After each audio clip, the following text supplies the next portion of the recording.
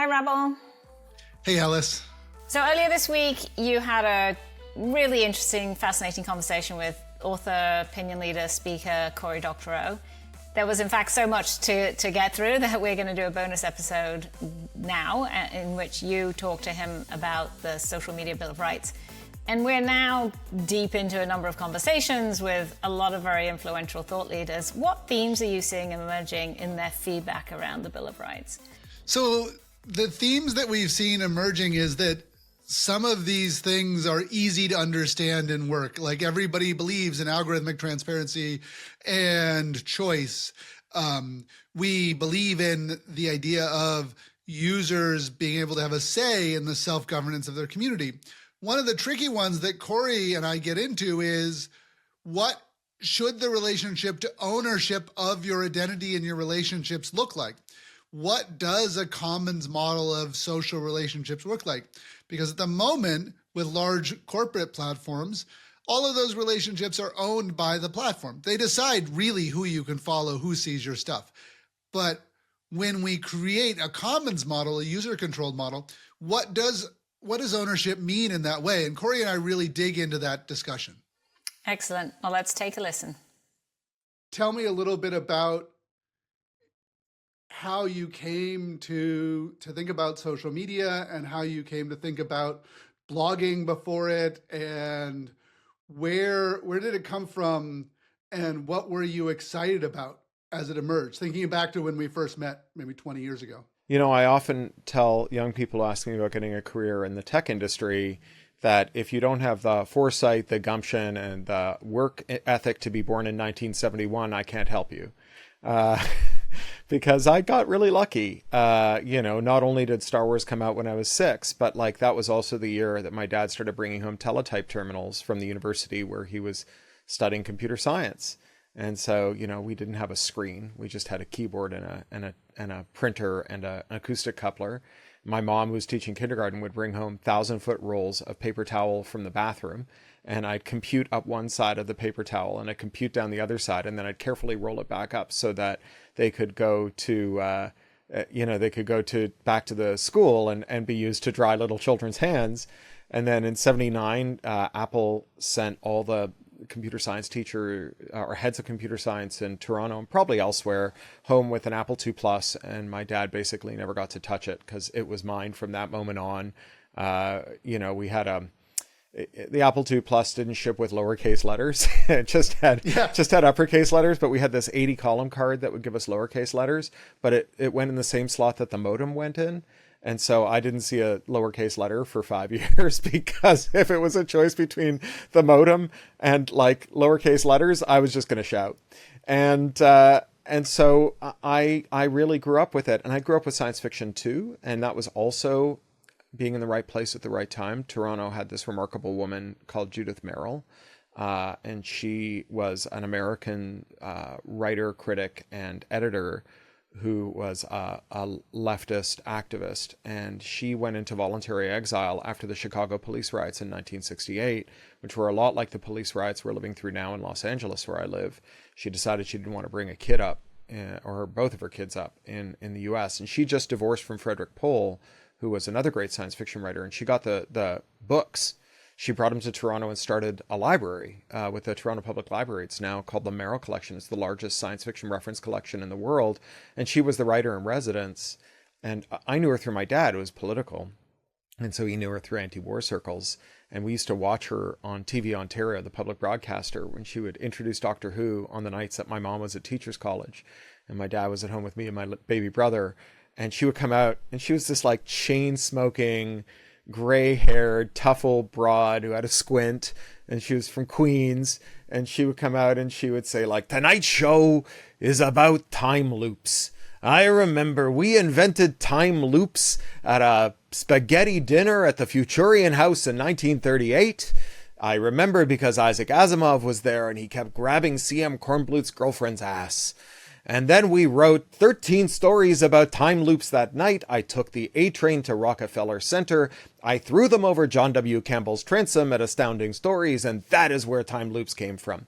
And Judy, her library she was the writer in residence at it. And so from the age of about 10, I started bringing her these stories I was writing, and she would critique them. It's like having Wayne Gretzky help you with your slap shot, you know?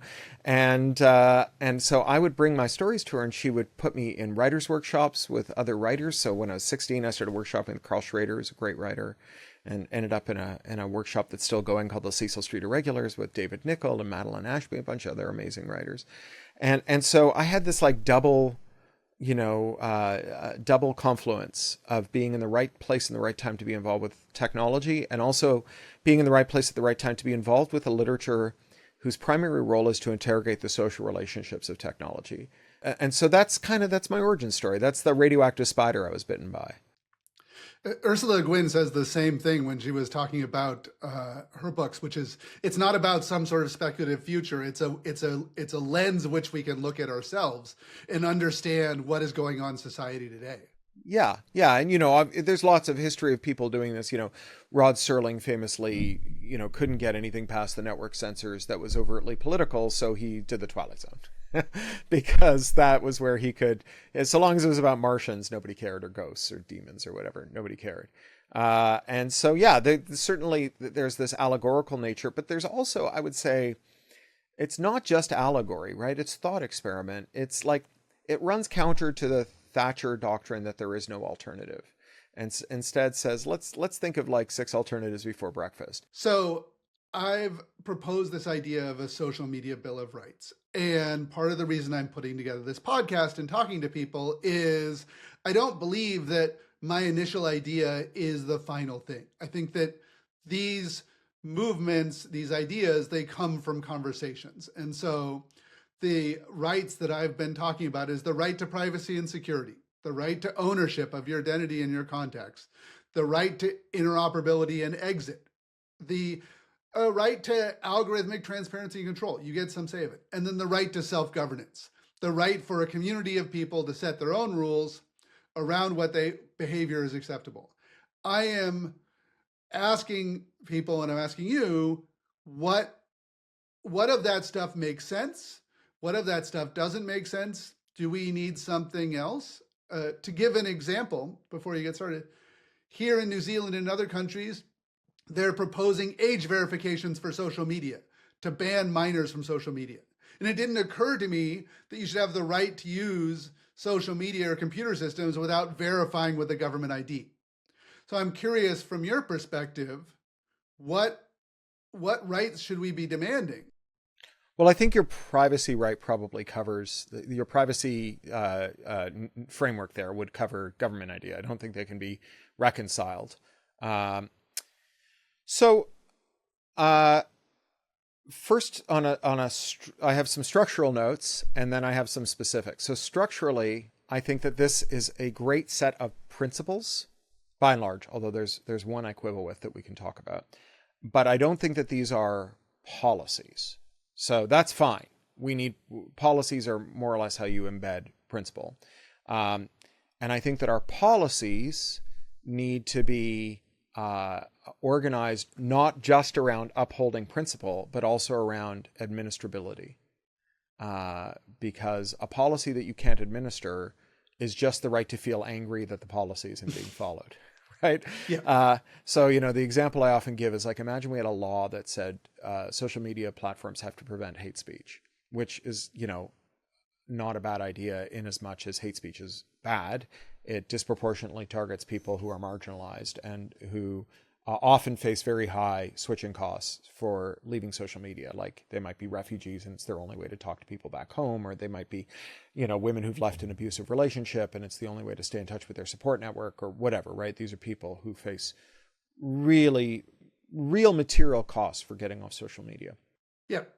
And so they're stuck to it when they get abused. The problem with this, not as a principle, but as a policy, is that in order to enforce the policy, to administer the policy, we first have to agree on a definition of hate speech, which is hard. Then we have to take an example of purported hate speech and agree on whether it rises to the definition. Very hard. Then we have to determine whether the platform took reasonable steps to prevent the hate speech. And if we're talking about Facebook, well, to a first approximation, everyone who understands Facebook's infra works for Facebook. So that's deposing Facebook engineers, right? And then maybe we determine that Facebook didn't do what we wanted it to do and we punish Facebook, right? So that's like 7 years later. But the incidence of hate speech on meta platforms is probably like 10 a second. And so we took 7 years to resolve one. Yeah, it's not something we can, it's not something like the scale of these issues is not something we can fit into the traditional legal process. And hate speech is like, or any speech or behavior that you might want to govern on these things is incredibly contextual. So, you know, the language that drag queens use to talk to each other is absolutely hate speech out of that context. The language that Black Americans use to talk to each other. Yes, there's lots of people who use the N-word in an anti-racist way, but you and I can't be them. But I'm so, not. We're gonna, we're not going to do that. Yeah. So yes, absolutely, absolutely. So by contrast, a right of exit is both a principle and a policy, because if we say, okay, Cory, Rabble has left your service, and he says you didn't give him the blob of XML that he needs to port to a rival service, we don't have to have any kind of inquiry. The regulator can say, you say you gave it to him. Rabble says you didn't give it to them. I now require you to give it to me, and I will pass it on to them. And we'll call it a day, right? And so, like, one regulator could probably handle, I don't know, 1 billion users at that rate, right? Like, is you know, whatever, like it's whatever churn divided by what proportion of that churn results in a dispute results, and whatever proportion of those disputes can't be resolved through a single query. That's the stuff that rises to the regulator, and the regulator fires off a form letter and then just makes a note to check whether they got the file back.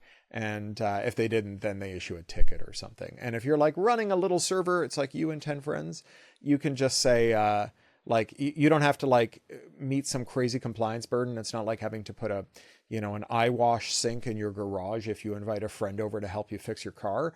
It's more like you have to keep a thumb drive around with like 75K of XML for 6 months if you shut down your server. It is a policy. Yeah. And so I would think very hard as you are constructing this, how you can make principles into policies, because principles are great in that kind of Benjamin Mako Hill sense of like, we ask ourselves, does this live up to our principle? But policies are better because you can actually do stuff with them. They are operationalizable. Now, on the question of these principles, there's one that my antenna went up with, which was owning your, was it you said you own your data and personal relationships? Yeah. So I don't think we own data or personal relationships. I think ownership's a really bad model for it because property frameworks don't work well on things that are not rivalrous. Like, who owns the relationship that you and I know each other and met on an airplane, right? Is it me or is it you? No one owns it. It's existing within the social constructs of the two of us. And so, you know, if your mom abused you and you want to write about that, does your mom own the fact that she's your mother, or do you? Right? Does your mom get a veto over whether you get to disclose that? I think that ownership and privacy, ownership and data go together very badly. For one thing, like, one of the key aspects of a property right is it's vendable. And back to Blackstone, it's sole and despotic dominion.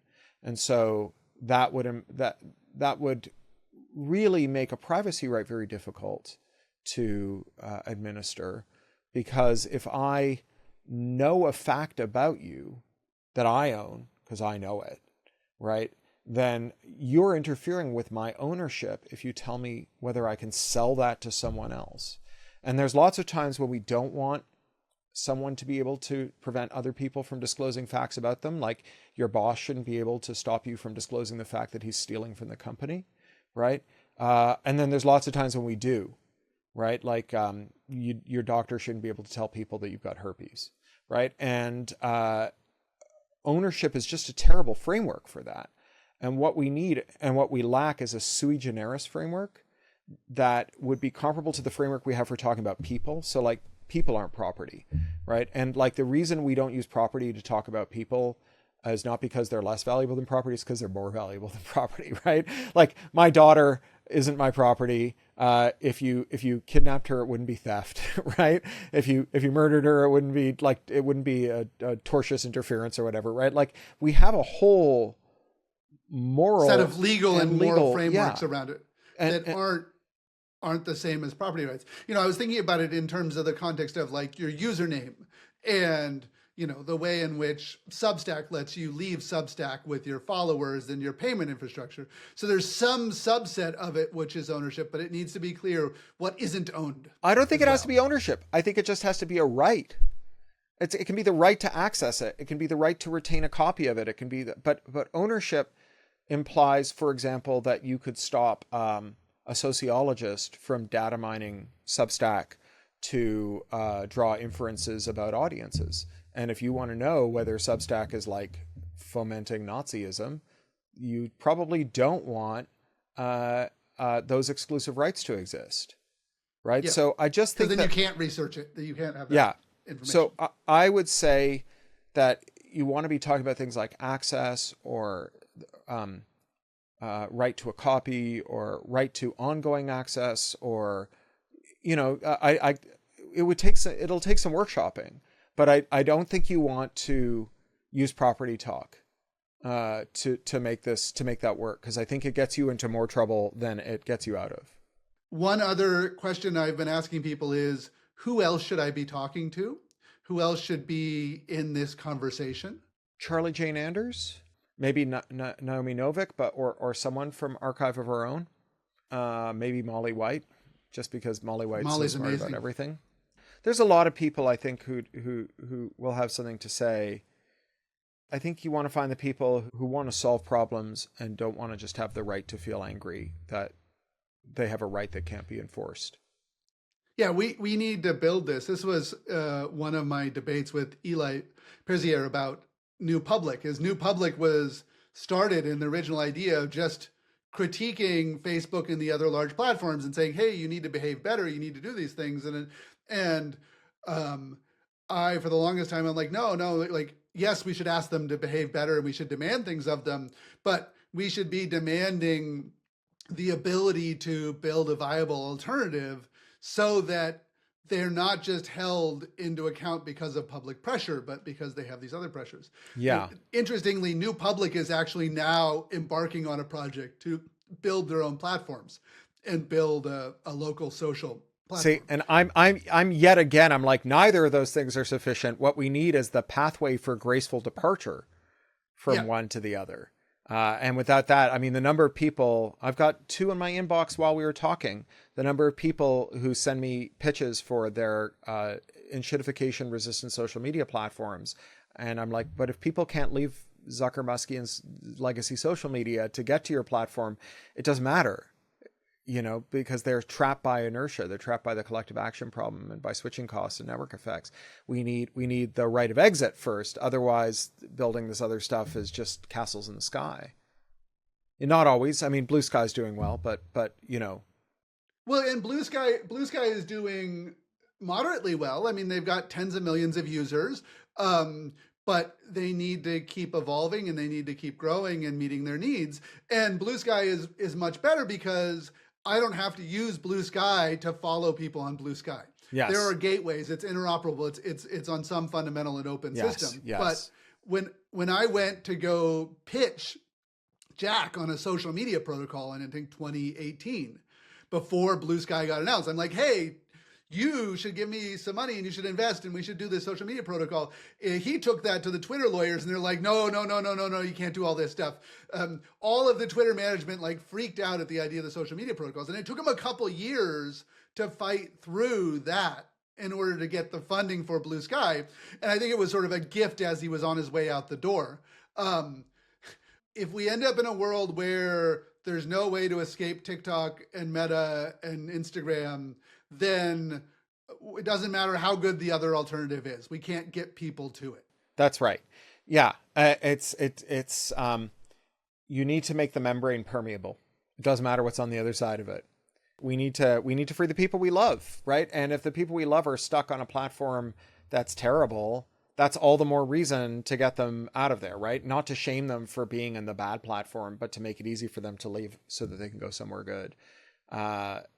People are on platforms not because they were short-sighted or because they were lazy. They're on platforms because that's how they stayed in touch with the people in the country they emigrated from, or how they, reach their customers, their audiences, or whatever. And it's not that part's not wrong. Back to there is no alternative. There is an alternative, right? It doesn't have to be that way. We don't have to. It is possible to have a Facebook that isn't gross and wanting to use a service where lots of people are, so you can hang out with your friends from summer camp, or, hang out with people who are also looking for a bone marrow donor. Is fine. Yeah. It's a good Social media doesn't have to be toxic. It doesn't have to be this painfully addictive thing that pushes us into rabbit holes. That's a design decision, and we can design it differently, and we can set up different incentives. Yeah. Thanks one more time to Cory Doctorow for coming on revolution.social. Our intro and outro music is a remix of the Italian anti-fascist song Bella Ciao, courtesy of White Records. This episode was edited and produced by Eric Johnson from lightningpod.fm. Our executive producer is me, Alice Chan, from Flock Marketing. To learn more about the Social Media Bill of Rights and sign up for our email newsletter, visit revolution.social. And for more interviews like this one, follow revolution.social on Apple Podcasts, Spotify, YouTube, Nostos Fountain.fm, or wherever you get your podcasts. And to paraphrase the Zapatistas' Subcomandante Marcos, we need a social media revolution to make revolution possible. We'll be back next week. See you then.